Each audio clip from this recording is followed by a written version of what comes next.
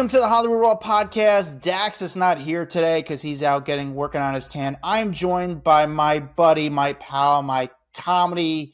Dax is my podcast boyfriend. Mm-hmm. This guy right here is my comedy husband. Jeff Cerulli, host of the. Jeff's got a really good podcast. Jeff's podcast is called the Podcumentary. Because Jeff is a comedian, but also has directed his own documentaries, but he does a podcast about documentaries and interviews a bunch of documentarians. So I wanted to have Jeff on to talk to our guest today, Barry Katz. Barry Katz is a legendary comedy manager, represented everyone from Louis C.K. to Tracy Morgan to Dave Chappelle, Dane Cook. And then, his guy's made a lot of money, so it's cool to talk to him. Jeff, how are you, sir? Yes, thank you for having me on. I am your comedy husband. That's appropriate. You're my comedy husband. Known you for so long. How long have we known each other now, Jeff? We go back to the old New York Comedy Club. It's run very differently now, but when we did it, it was owned by someone else, and it was like kind of grungy, kind of rundown comedy club, and we used to seat there for stage time. Yeah, we used to work. We'd work 3 hours a night, and we didn't get paid $1. It would actually cost us money to get there, but we didn't get a cent, not even tipped out. Also, and what we would get in exchange would be 5 minutes of stage time at the end of a show that was supposed to be at 11 at night, but it wound up being like 1 a.m. Also, I want to say the bully culture that would go on at that club, from the manager that ran it to some of the comics that would kind of haze you, that doesn't really go on now. No, I don't think that would fly because it's run professionally now. But back then it was, I remember one time I would work Saturday nights, and I remember one time there was just a guy pissing in the hallway, and it wasn't even like that crazy. It was just like, yeah, this is what this place, this is the people who come to see shows here. And this is just like a dude. Of course, he's not going to go to the bathroom. He's just going to piss in the hallway. Yeah, I mean, I saw people do drugs, people having sex in the bathrooms. There was a time a guy ran from the bill, and I chased the guy down 6 blocks. Did you? I could have caught up. Yeah, I did. And I caught up to the guy, and he's still running. I'm like running alongside him by this point. And I'm like, what am I going to do? Like, this guy's running from the bill. What am I going to tackle him? Then I get in trouble. I get sued for beating and I remember the guy jumped in a cab. I was like, yeah, what am I going to do? Why am I doing this too? Because all I'm getting is 5 minutes. Even if I'm the hero, it doesn't do anything for me. But Jeff, we have a great guest today. Our guest today, like I said, this guy has been around the comedy community. He produced countless of comedy specials, has put talent on Saturday Night Live, has made, he did Last Comic Standing, produced that show that ran, over 70 episodes. That show quietly made a lot of money when TV was making a lot of money. 1 year. I got to the second round 1 year. I waited 7 hours to do 2 minutes and never got a call back. So that was my plan. But Barry Katz, thank you for coming on the podcast. All right. I'm excited for this. This is someone who's been popping on my algorithm for a long time, but also someone who has been part of Jeff and I's comedy journey because, we used to kind of hand out flyers for a comedy club that this guy owned. And then he kind of graduated into the next chapter when he began to manage some of the biggest comedians in the world and guide their careers, and he executive produced shows. He is a manager, still currently manager, does a whole bunch of other projects. But Barry Katz, thank you for joining us. Barry, first things first, some people are curious what a manager does. What does a manager actually do? How are they different from an agent? That's a great question. First, before I start, I just want to say I'm grateful and I'm honored that I'm on this podcast, the Hollywood Raw podcast from Peoria, Illinois, Jacksonville, Florida, anywhere but Hollywood. It's very, very exciting to know that glad to have you, there's a Hollywood Raw podcast. You can franchise this anywhere you want. Lucerne, Switzerland. You can get the Hollywood Raw podcast, and it's there. That's what fascinates me the most. Anyway, you guys look like you fell off a wedding cake. You guys are so camera ready, perfect. Now, we look like we came out of a J.C. Penney catalog, throwing a football to a kid. Yep, I used to model Sears, so this is perfect for me. Now wonder women in the Midwest love you. If Tony Hinchcliffe were here right now, he'd say Abercrombie and bitch and figure out which one you are. But But no, the difference between a manager and many different things, everybody always is confused about that, and no one's more confused about that than me. Okay, because I think that when you're a manager, this is my definition. This is the definition of what I see for myself, and please forgive me. You're going to ask me like one question, and the podcast's going to be done.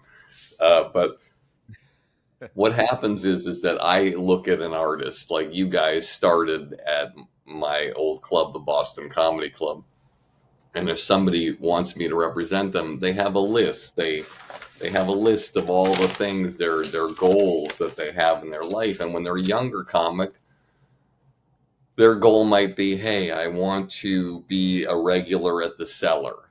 I want to be an MC that gets hired at Levity Live in Nyack, New York. I want to take a trip to California. I want to work there. I want to get my first television spot on Kimmel or Fallon. I want to do an hour special, and it's my job to take that list and check off everything on that list. Doesn't matter what that list is.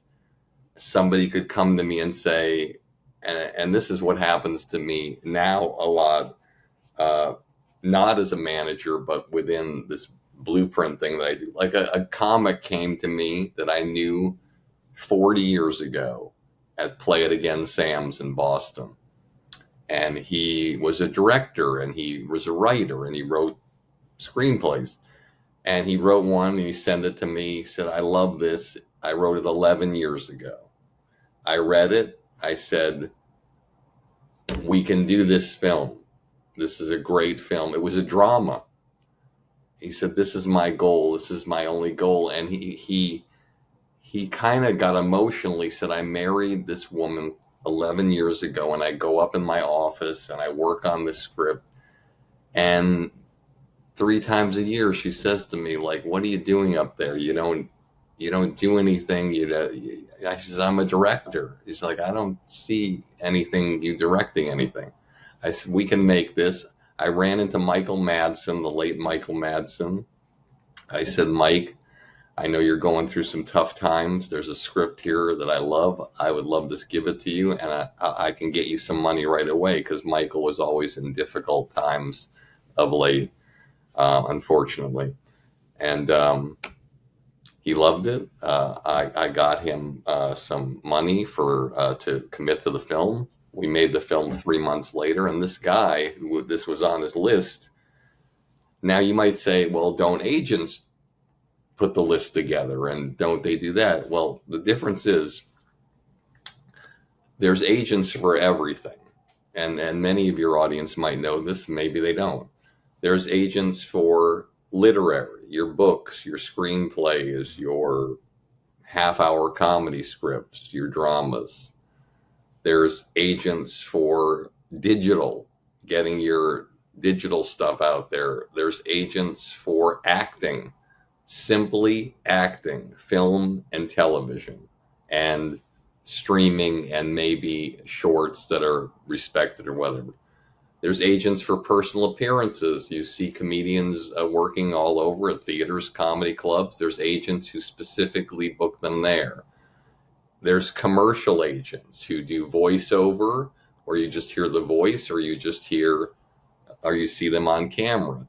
And I could go on and on. There's stunt agents. There's below the line agents. When below the line, for those of you who don't know, that's working behind the camera. There's agents for stunt men. There's agents for makeup artists. There's agents for photographers, cameramen, sometimes directors, and so producers.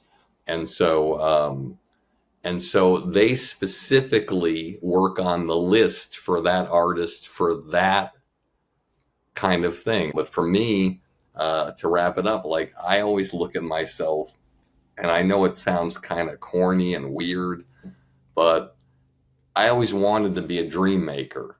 I want to be that guy who meets somebody and changes their life forever. And whether the marriage lasts until we die, or the marriage lasts for 5 years, 7 years, 10 years, 15 years, 25 years, when they look back on their career, they know that there's something that happened. Something happened when their talent got together with mine, and it was like an accelerator. And they got to a certain place of from a studio apartment to like millions of dollars, or a home, or respect or prestige, and then hopefully they keep going on that journey. So when you're as a manager, you're not getting paid by the client. Is it just like a 10% commission of projects you guys kind of create together, like jobs you kind of build together? Is that normally the commission or how it works? Normally how it works is you work with a client and you get paid on everything. You get paid 10% of the gross of everything. And don't get me wrong, I just want to say this to people out there, which I'll probably get killed for saying it.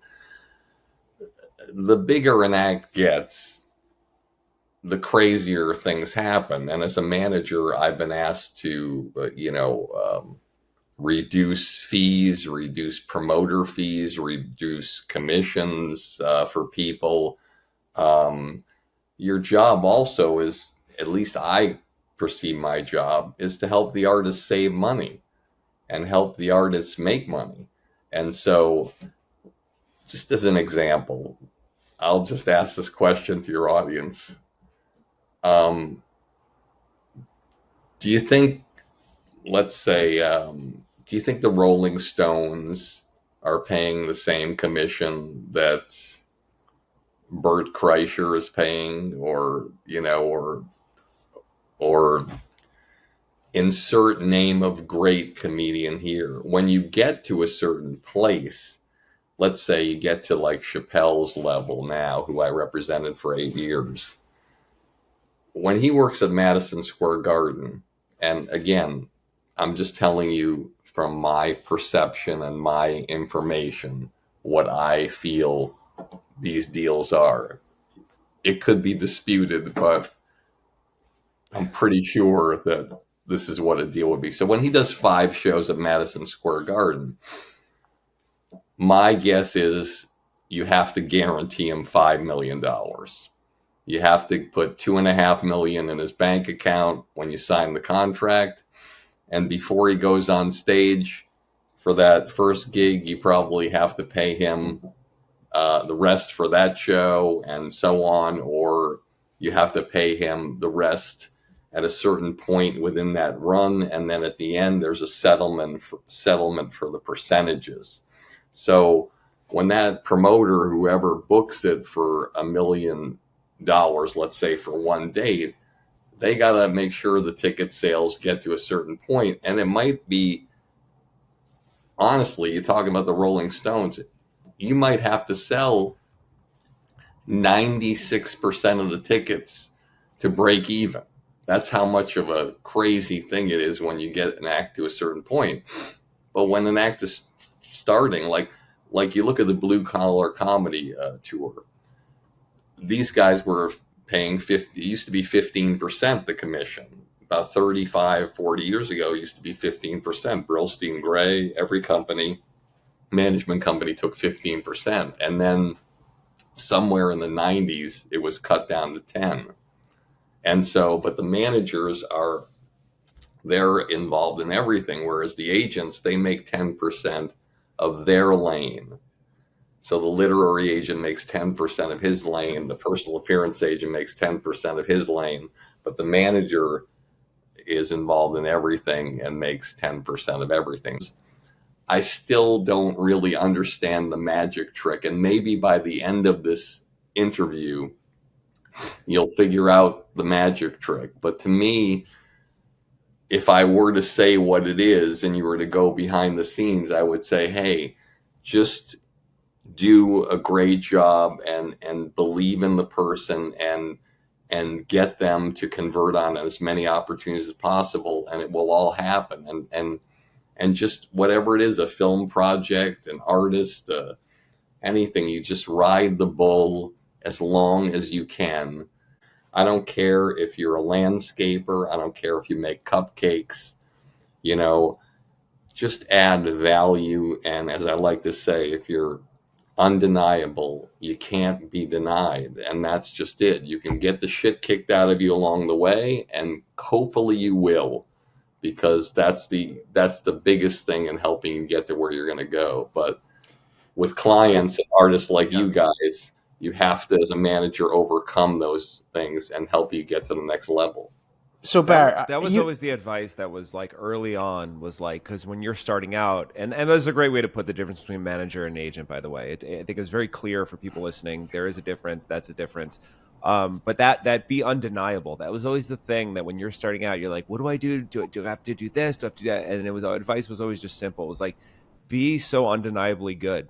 Just get really good, because comedy is hard and it takes a while, and it's like, just get good at it. Just put your head down, do the work, and get good. Be undeniable, that the industry will recognize you. Because I think people out the gate, like they want the help right away. And it's like, how do I stand out? And it's like, you just have to be undeniable. You have to put in the work. There's no shortcut to that. We can look at 3 random examples, like I'm picking them out of a hat here. Okay, so here's one that you won't think I would mention, because I've known him my whole life, but Modi. Okay, Modi is a comedian who's been working since you guys were at the Boston Comedy Club handing out flyers, probably, or doing open mic nights there, right? Yes, I've known Modi for a long, long time. Long time. Your audience is probably saying to themselves, Modi? Modi? Yeah, I remember him. I think he came to a comedy club in my area or whatever. Okay. Modi, the last 5 years, funny. And to me, he always gets laughs. He always does well. Might not be everybody's sense of humor, because he's an Israeli-based, sort of not based, but he has that kind of feeling of his comedy sometimes. But not all the time. There's a lot of subjects he covers. So he's funny, he goes up places, he gets laughs, he doesn't bomb, he does the job. You look at his calendar, Radio City Music Hall. Radio City Music Hall. Wait a second, this is Modi. I remember Modi just doing comedy clubs even up until recently, even after the pandemic, just doing some comedy clubs, and not like the Improv chain, like, sometimes, Ha-Ha's Chuckle Hut and whatever it is. He's at Radio City Music Hall. Why is he at Radio City Music Hall? Is he any funnier than he was 3 years ago? No, he's not. But you have to, as an artist or whatever you do, if it's working but it's not working to a grand scale, then you have to recalibrate and adjust what you're doing so more people in the world see how great you are. If you know and believe you're great, then you have to figure out how to get the world to see how great you are. Bert Kreischer, great storyteller, has never changed being a great storyteller. Okay? Wanted to be an actor, tried to go in pilots. They didn't get picked up. Tried to get his own projects going. They didn't get picked up. So he just got in his side casita, or whatever you call it, his man cave, and put a podcast together and just started telling his stories. Just being him. He wasn't any funnier. He wasn't a better storyteller. But the world saw his stories, and then another person caught the eye of his stories and put them on podcast, and then it took off. Let's do a third one. Okay? Dave Chappelle. Okay? Funny. Always funny. Everybody knows when they see him. Have you seen this kid? Have you seen this kid? Have you seen this kid? In this movie, you see him in this movie, he's amazing. You see Nutty Professor, amazing, whatever. People knew. but the world didn't really know the edge to his comedy because he was doing things that other people wrote. Yeah. He was saying the lines that other people were writing for him in these projects that they were seeing. But then when somebody gave him a chance to say his own words and his own ideas and his own thoughts, the Chappelle Show. Yeah. Did you represent Chappelle during the Chappelle Show or no? Did you do that deal with him? I did not do that deal with him, but I have many great stories about that deal where I was brought in for certain things and asked about certain things. What do you? So were you Chappelle's first manager? Yes, 8.5 years. So my first question is like, was he that great right away, or you just saw Yes. something like, oh, this guy just has a spark, like he's just that good? I'll tell you something And that's going then to blow you away in your audience. You're not going to believe it, but it doesn't matter because I know what's true and he knows what's true and he would tell you. The manager of my club, remember Jason Steinberg, who's now a manager himself? Sure, Steinberg talent. Talent. Yeah. Patrice, everyone, Voss, everyone, yeah. Sweet man. He was the manager of my club. He was an NYU student, and I gave him the job managing the club or doing the door or whatever it was at the time. And Chappelle came in from DC on Monday to do an open mic night, and he called me. And he said, Barry, I want you to come by tomorrow night and see this kid. There's something special about him. He's 18 years old. You love young kids because I love representing younger people like Jay Moore and Elon Gold and so many young people at the time. That was always most exciting to me.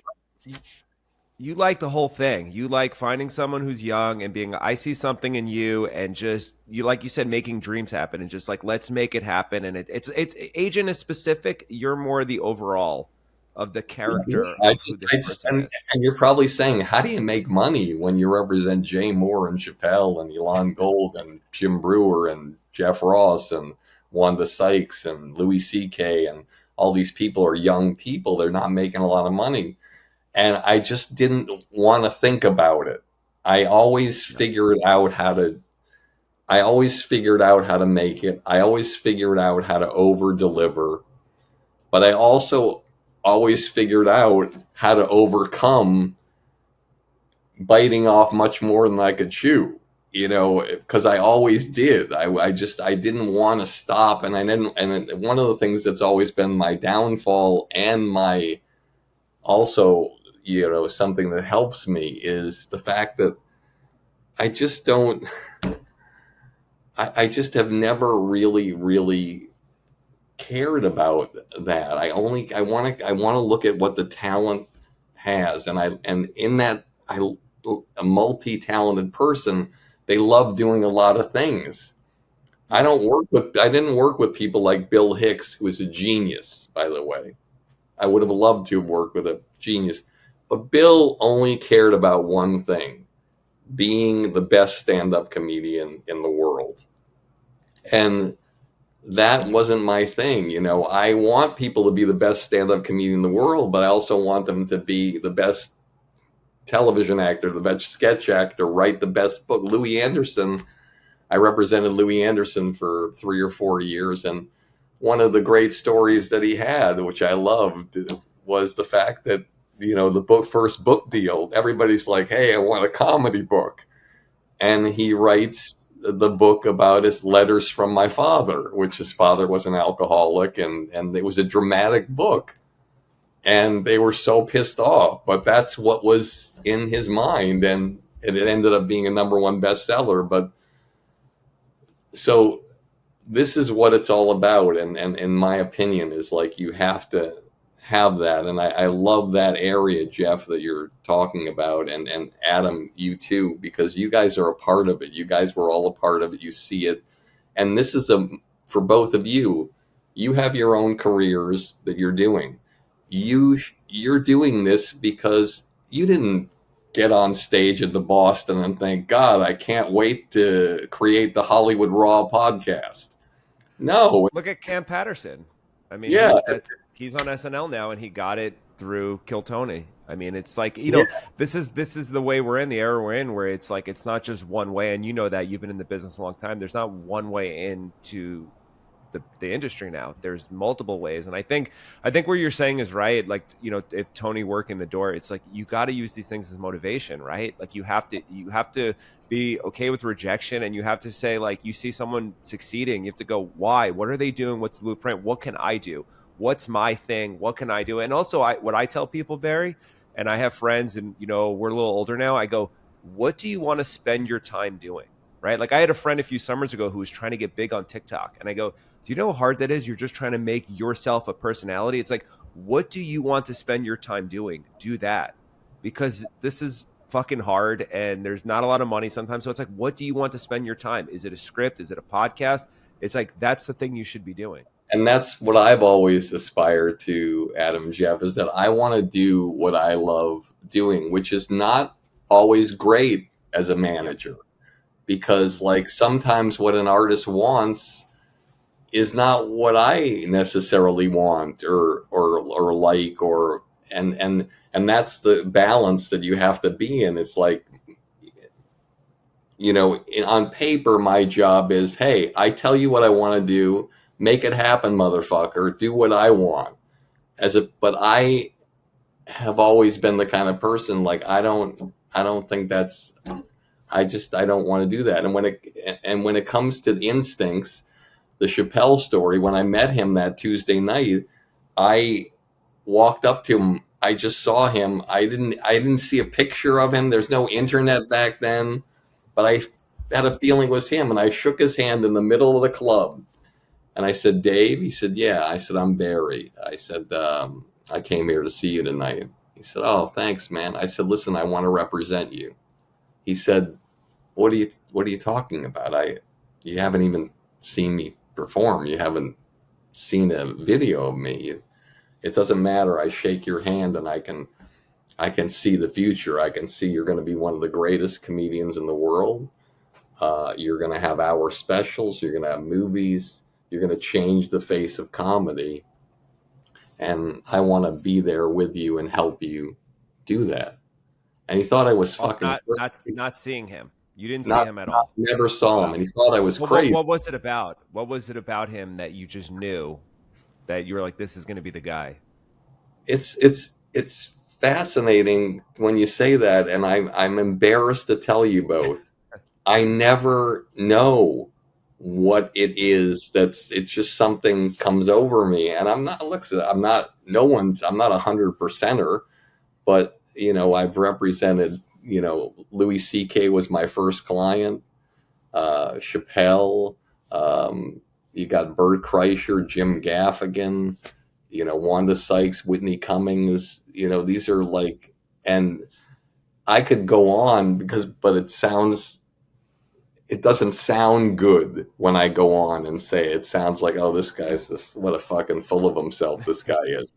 But I've represented over 25 people that have gone from like a studio apartment to being multimillionaires and household names. And I like to say sometimes when I probably shouldn't, it's like, you know, one time you're lucky.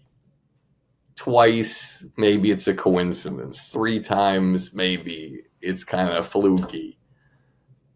But 25 times or more, something's happening, and I'm embarrassed to tell the both of you. I don't know what it is except for just my instincts and going and doing the things that I believe in and that I want to do. And I'm on this podcast today because I'm here because I'm not here for me. I'm here because I would love to make a difference to as many people as I can. And if you go to your religious person, whether it's your priest or your rabbi or whoever it is, they'll tell you the same principle, is that if you can just help one person in your life overcome something, you've done your job. Well, I say, sadly, fuck no. I'd be a failure rabbi and priest if I did that. I wanna do more, and I can do more. And look, when I interview Ted Sarandos for my podcast, it's only the second interview he ever did, I think, on a podcast. The president of Netflix. Mm-hmm. Why did he say yes? Well, you'd have to ask him. I mean, but I think, you don't ask, you don't get. And when he says no, you ask again. And if he says no, you ask again. Thankfully, he didn't say no.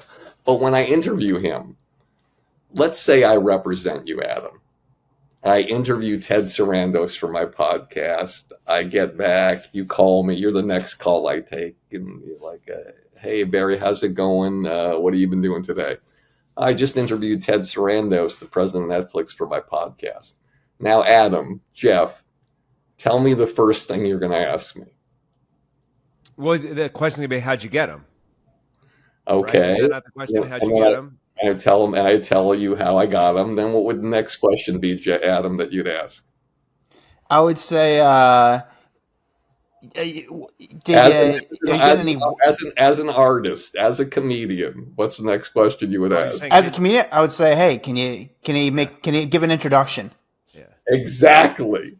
Yeah. Can you give an introduction? Did you mention me?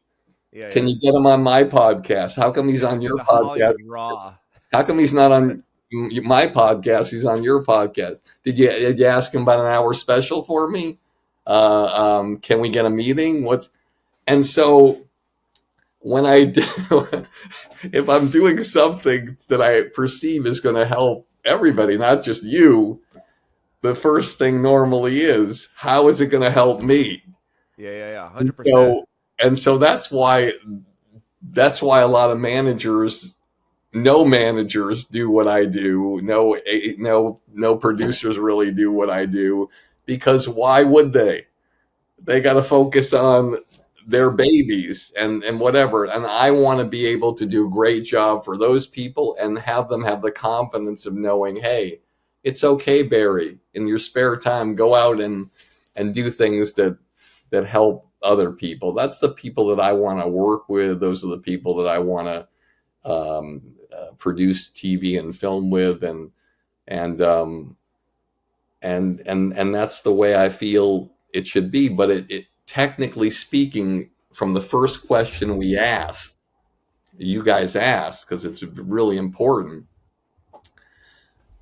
A manager on paper is supposed to have paneling on either side of his face for that artist.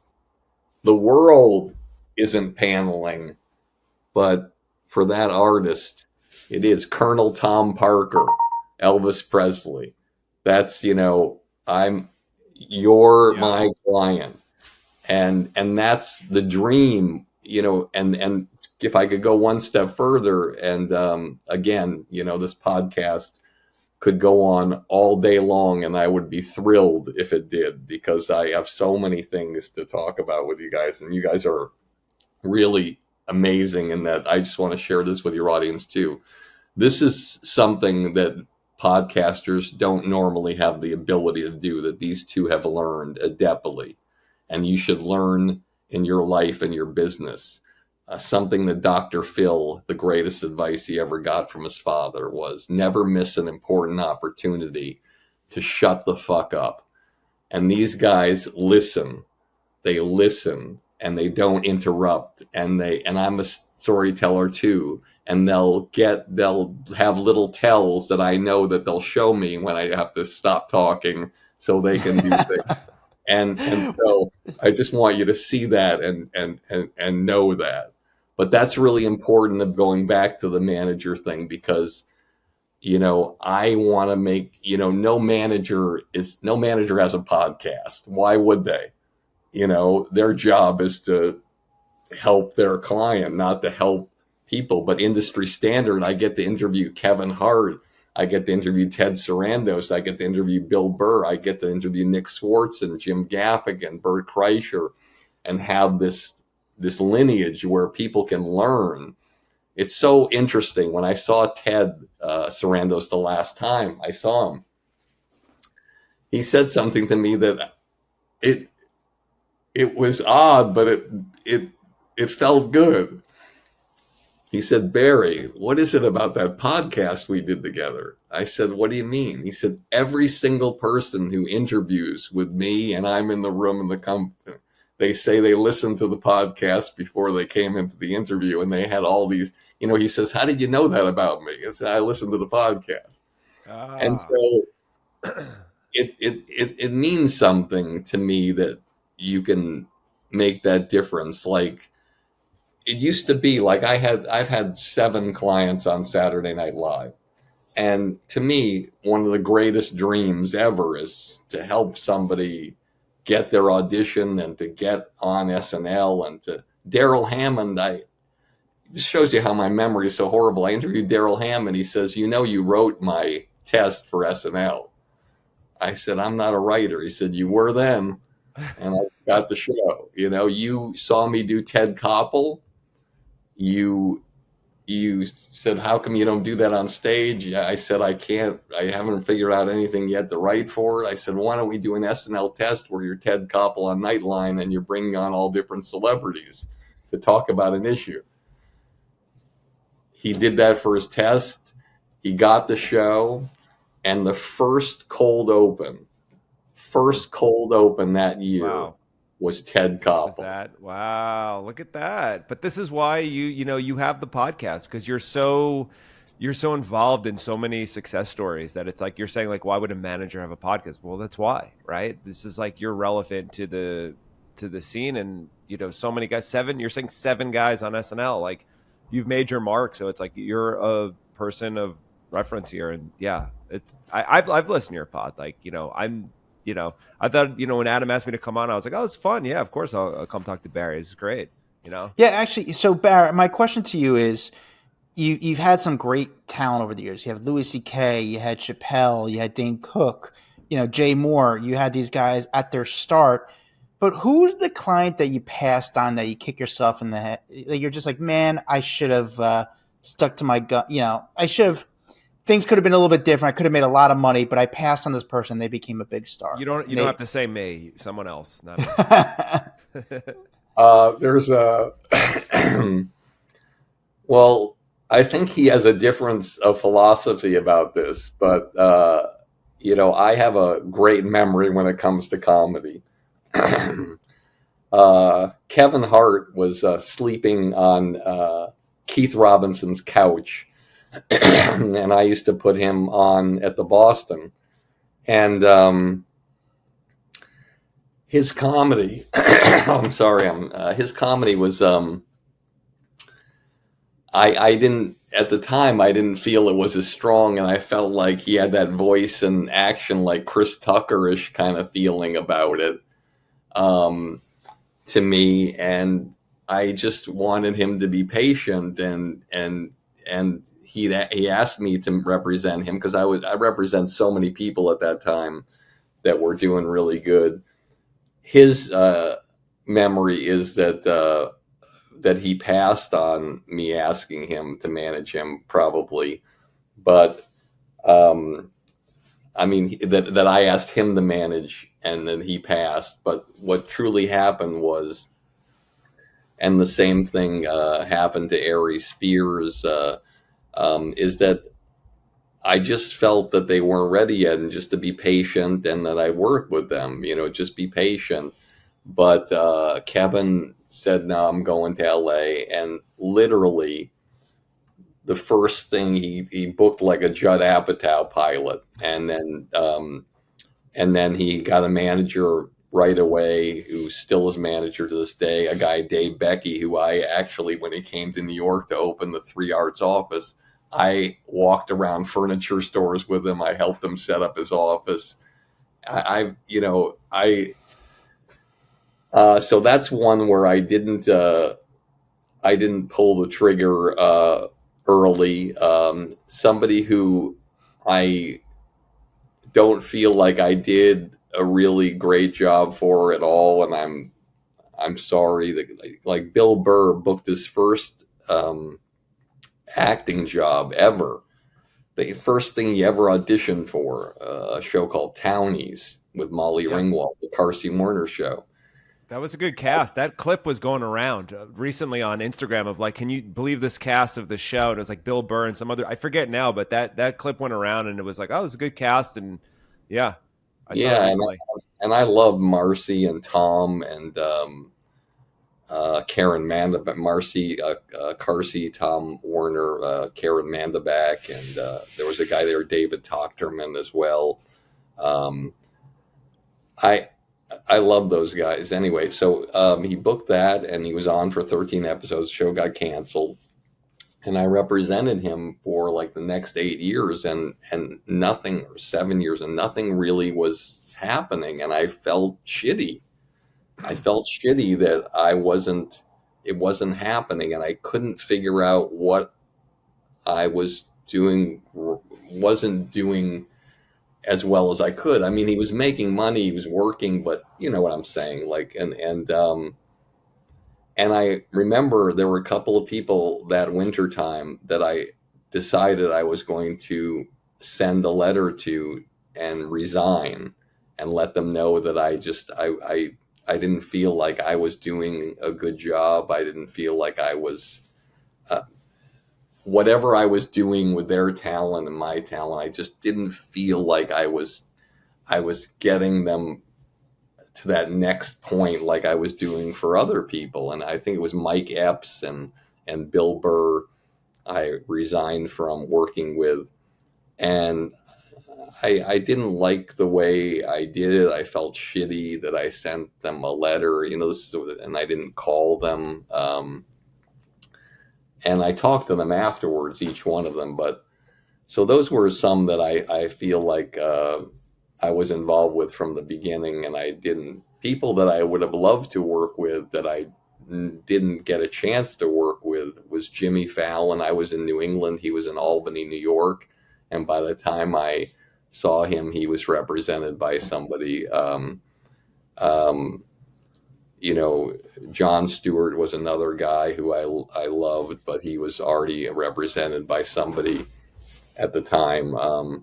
But it's always going to happen, and there's going to be great people coming up who you can't see. You can't even see that they have the ability to do something, and sometimes you can. But every artist out there, and even if you're not an artist, what's incredible about this world is the possibilities. And I don't mean to sound like some kind of sappy person or whatever, but like I have two boys who are 20 and 21, and I think this is important. And I'm not like, from the time they were younger, I just said, listen, be an entrepreneur. Don't work for the fucking man.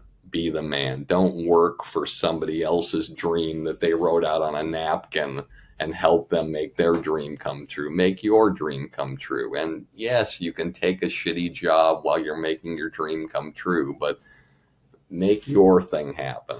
And I have one son who is a reseller. He's 20. He has a 4,000 square foot warehouse in Newport Beach. He lives there. He buys and sells luxury items and Nikes and Jordans, thousands at a time. He's all over the country buying and selling. He's created his own app for people who sell sneakers and software that's a monthly. It's crazy. And it's like there's no turning back. And he sits here with me, and he'll sit with me. And I don't expect anyone to, but he sits with me. He says, Dad, this is crazy what's happening. I mean, I don't like to talk about money. I don't think about money, but this is, I'm going to be a millionaire in the next year. I mean, it's nuts. And I don't live my life any different, but this is crazy when you put your mind to developing and creating something. I says, Dad, I'm embarrassed to say this. I don't even like sneakers. I hate sneakers. Don't send me anything on sneakers. I'll work on I want to work on the software. My other son, Zion, goes by Zion Cat. loves music, loved producing music, doesn't write the words, doesn't normally sing the songs, just produces music.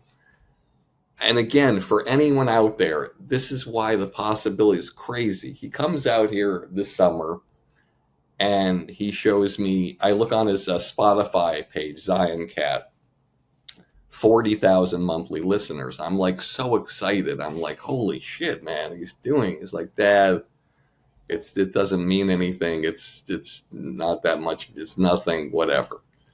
Comes here a month ago.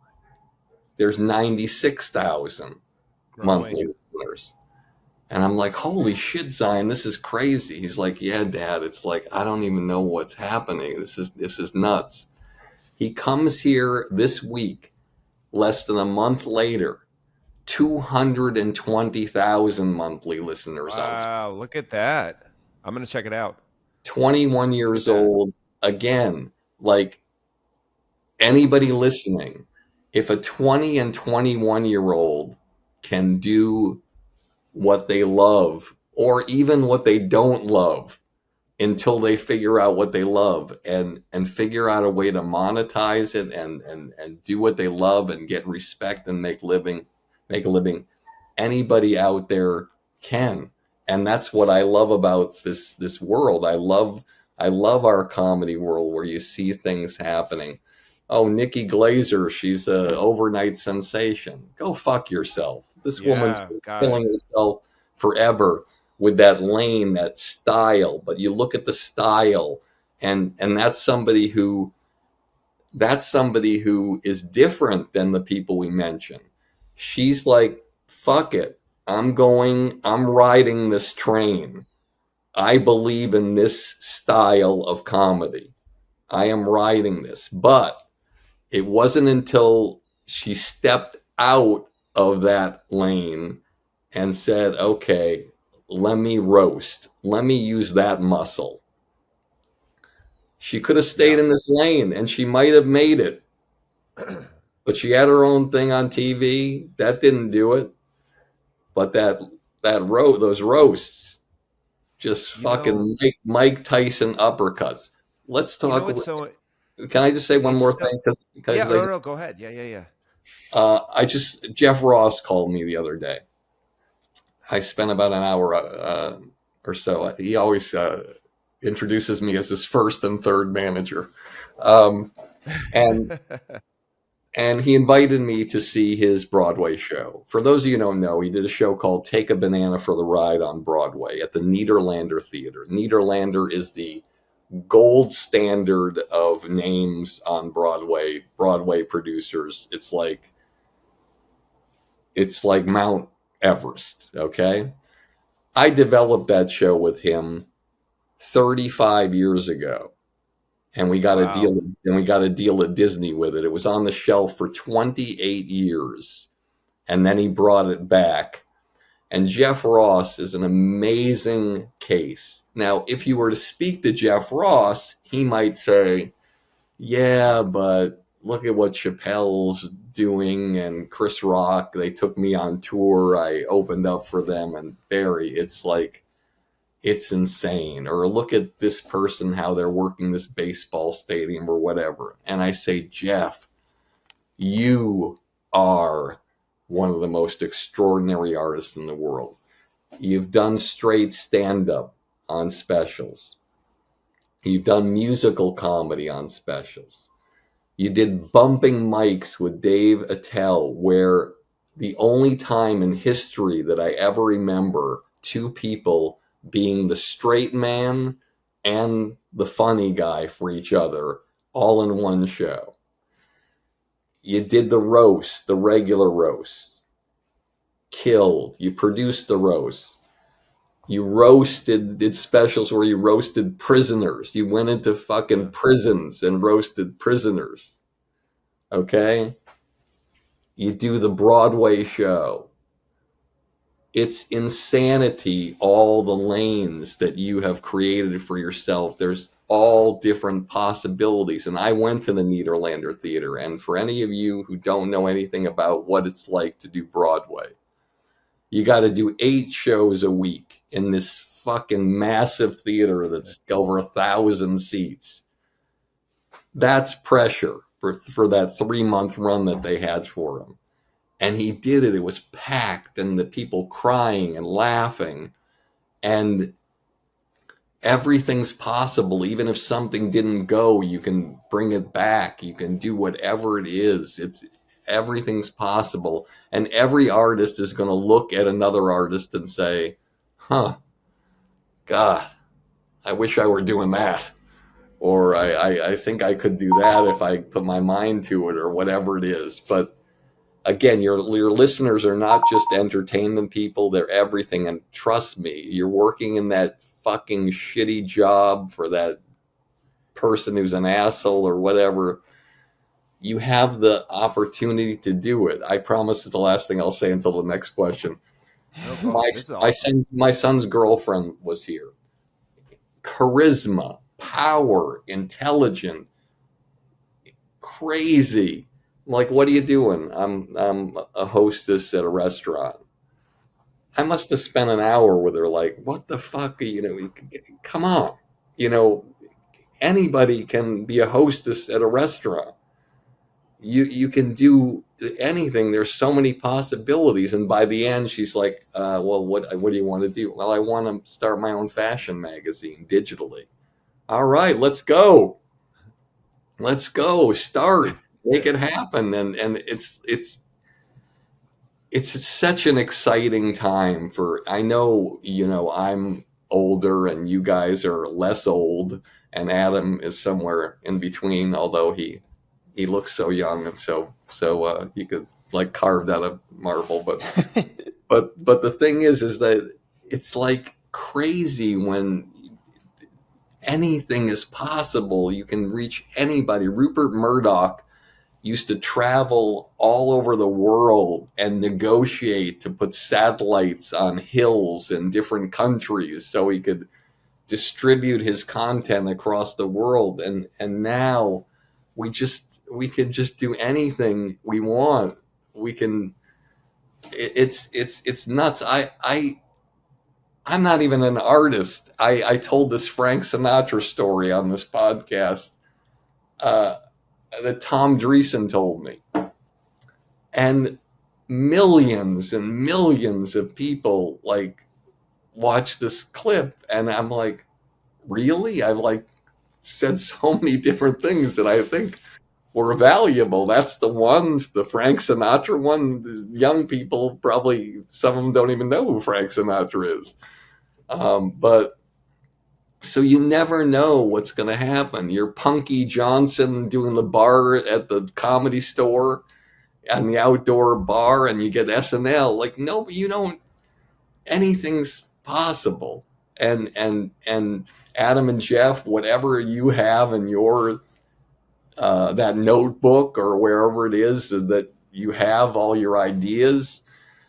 I always say, as horribly and awful as it sounds, the greatest concepts, the greatest ideas, the greatest shows, the greatest projects, all of them, most all of them, the majority of all of them are all in one place, the cemetery. And so I tell all the people, just go and do it. Make it happen. If it fails, who cares? There's another one. Judd Apatow failed 8 times in a row before he got something going.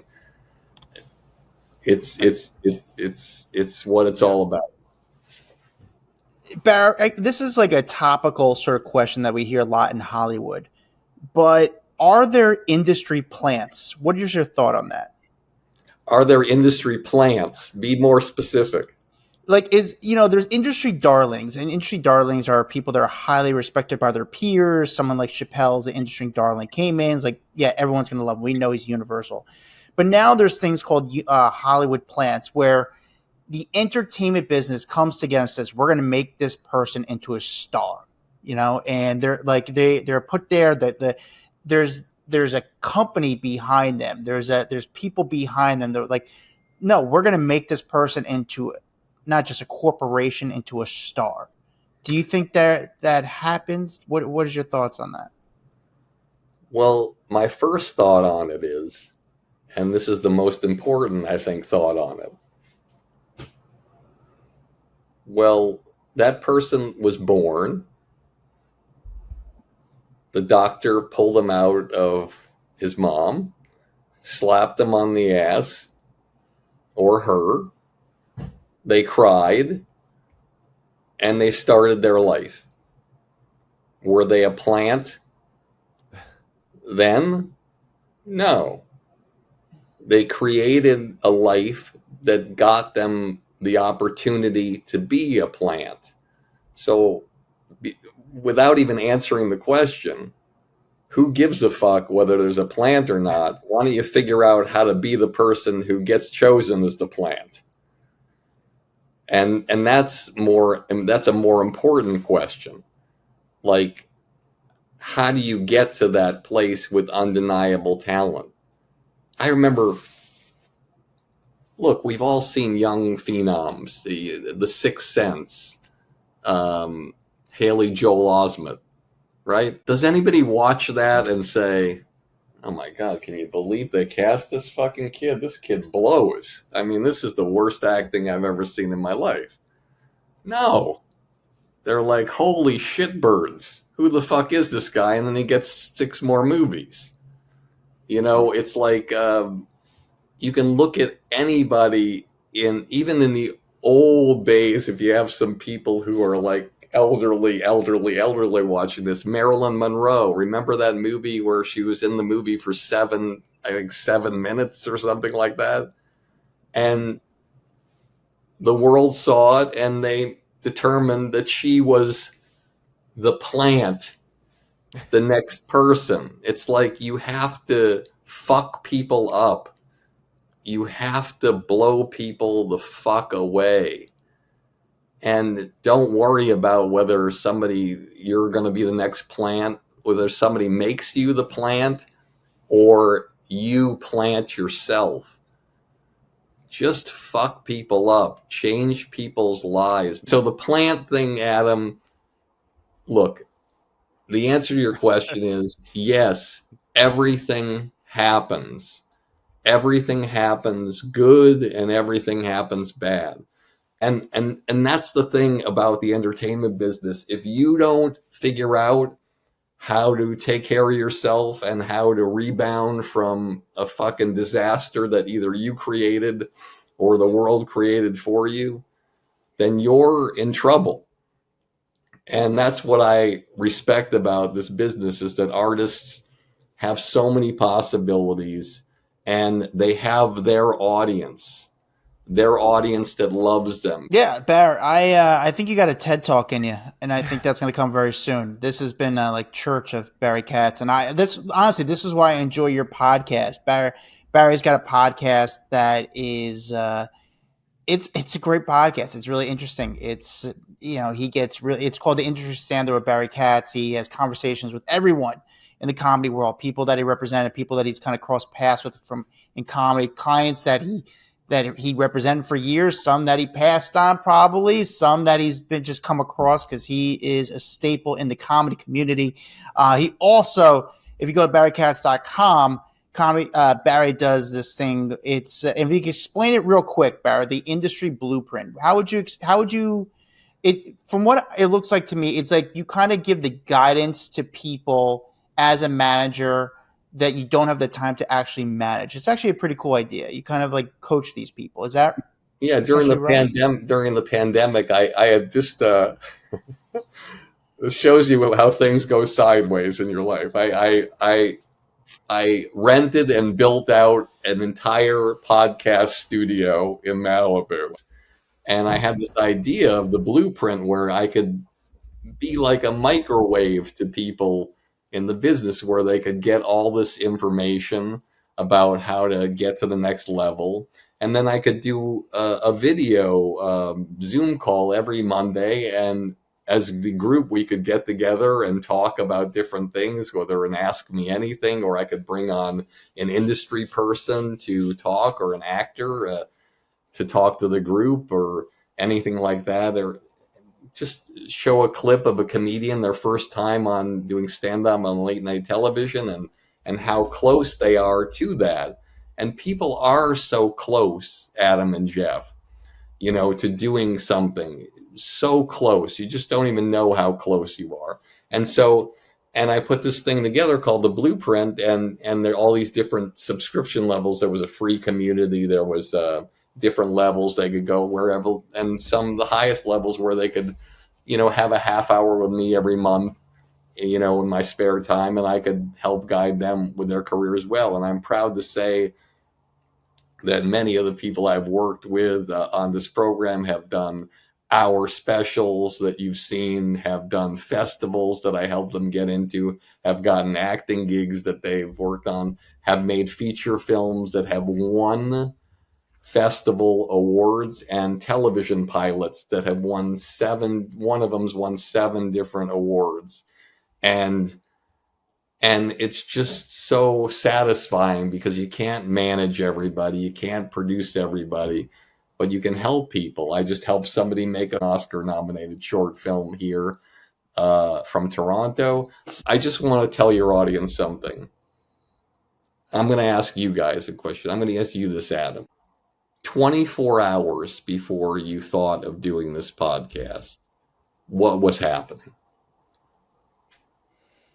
Yeah, I would say 24 hours. Within that 24 hours, I did 2 shows, went to the gym.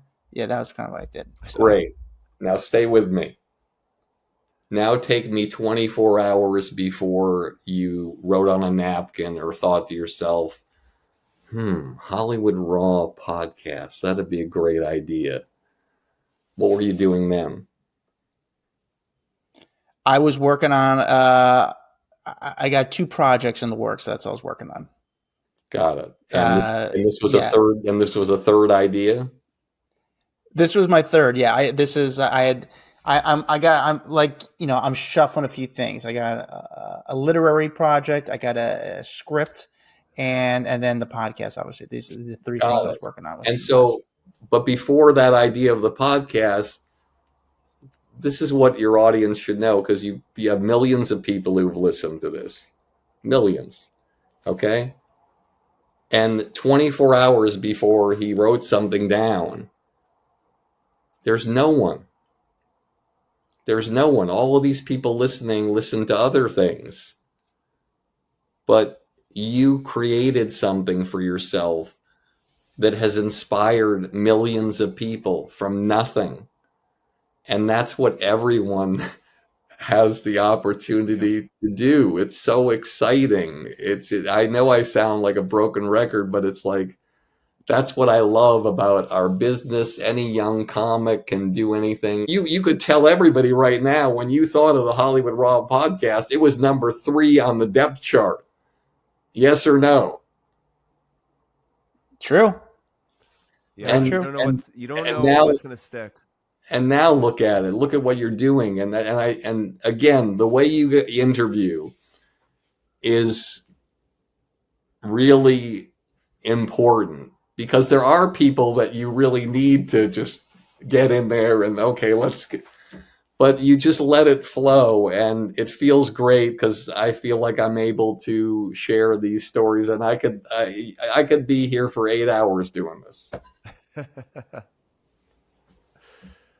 Yeah. Well, Barry, I know you can. You are a talker, but you're a well-spoken talker, and you back it up based on your history and what you've done. I appreciate you taking the time. Again, me and Jeff have, a long history. We never met, but we worked for you, but not directly, but sort of. But it's a weird story. It's very Boston complicated. Comedy Club, my 3rd show ever. I mean, my God, I was doing bringer shows. I still, Barry, can I tell you my 3rd show? I still remember it. I did 2 bringers at the comic strip, and they went well for someone who's new. And I remember my 2nd show went well. Like, you're off adrenaline. Like, your first 2 times on stage, it's just adrenaline. I'm thinking, like, I just got it. This is easy for me. I got it. And I remember my 3rd show at the Boston. It was a Sunday night. I brought, like, my sister, a bunch of friends. I remember they would mix in pro comics on the show. So I remember Gaffigan was on the show early, and Judah was on the show. Friedlander, This was Judah Gaffigan, Judah Friedlander, yeah. Judah Friedlander, and then Godfrey was on, who's very nice to me. That's the sign of a good dude who's nice to you when you're just a bringer comic and they can't do anything for you. Godfrey was like, yo, go kill it, go out. And I went up and I ate my dick, and it was the third show. I bombed. But it was good for me because it was like, okay, A, this is hard, and B, do you really want to do this? And I did, and I got better, obviously. Yeah. Bar, I appreciate you. Again, thank you so much for the time. You're the best. It's great talking to you. And the podcast, BarryKatz.com, ladies and gentlemen. He's a legend. He's a legend in the comedy community. Thanks, Bar. What's up, guys? If you like that video, there's plenty more where that came from. Make sure you like, subscribe, hit the bell so we can just feed you all the goodness daily. Hurry up. Come on, let's go.